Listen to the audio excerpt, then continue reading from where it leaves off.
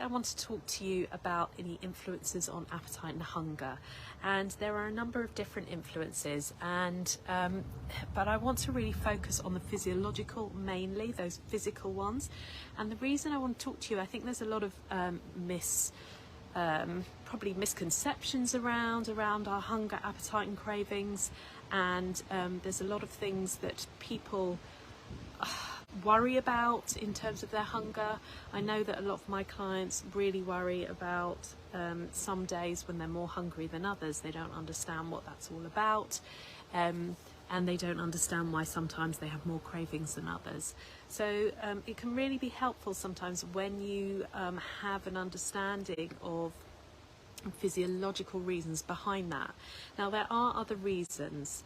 There are other sort of hedonic factors, so the fun, the pleasure, obviously, in terms of why we might have that hunger and craving for food, so taste, texture and smell.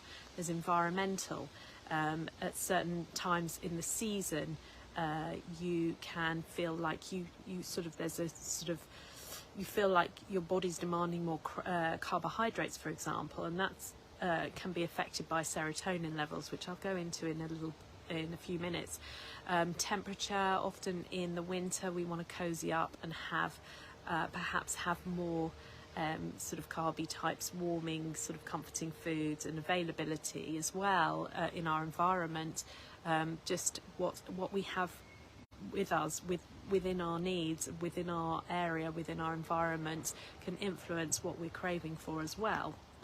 There's also psychological and emotional reasons, such as stress and different mood states. If we are feeling down or angry or bored, if we've got unmet needs, then this can all influence our hunger and appetite.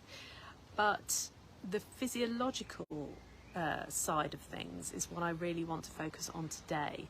So first of all, we have the distension of the stomach. So we have receptors in our stomach, and when we eat and our stomach distends, the receptors are then send a signal to our brain that we are beginning to feel full.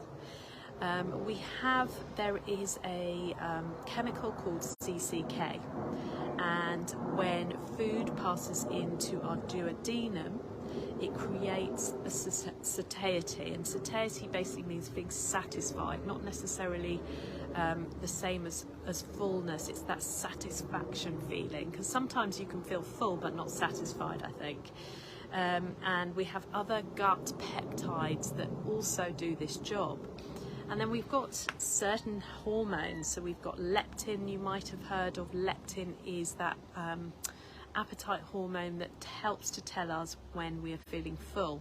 And our adipose fat, some of our fat, plays a role in regulating leptin. So when we've got that fat, that can help with our leptin regulation. And we've also got ghrelin. Ghrelin is another appetite hormone that actually tells us when we're hungry. So we've got those going on, and those can really be affected by all sorts of things, including sleep. If we're not having good quality sleep, that can really affect our hunger and what we're craving for the next day. We also have the impact of stress. Now, stress affects us physiologically in many ways. We find that we can have a surge of glucagon, and when that happens, when our blood sugar falls, and the hormone is released when the fight or flight response, and it's really activated when fats and sugars are then pulled into the blood because we need them, and it can also affect our dopamine surge as well. So the overall effect of stress can mean either losing your appetite, but for many people it can mean getting very hungry or having cravings, and it completely depends on the individual and on the individual's sensitivity to these certain chemicals. Another thing to think about is your drop in estrogen, and this happens during menstruation, and it also happens for midlife women during the menopause, perimenopause. This leads to a serotonin drop. You've probably heard of serotonin. It's a brain chemical that is known to make us feel happy, and we get that drop in serotonin when the estrogen drops, and this can have an impact also on our hunger and what we're craving.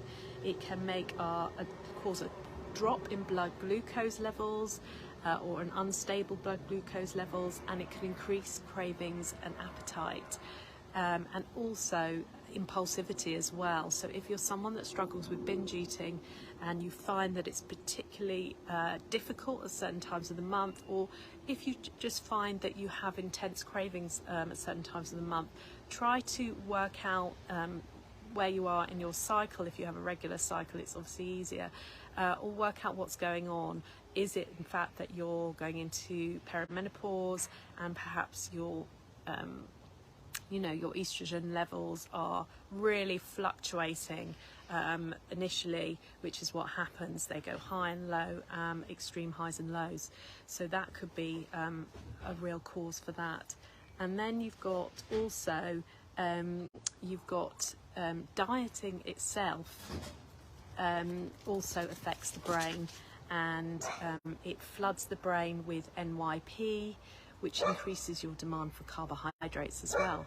You've got endorphins. Now, when levels fall, it creates a real demand for fat and sugar as well, and it is reduced when your hunger your hunger is reduced when your diet is adequate. And that's a really important point. So thinking about low blood sugar and low serotonin and low endorphins, particularly they're low, if we can help with that by having a really sort of balanced diet, can really help with all of these things, and help you stabilize your blood sugar and help with serotonin levels and endorphins.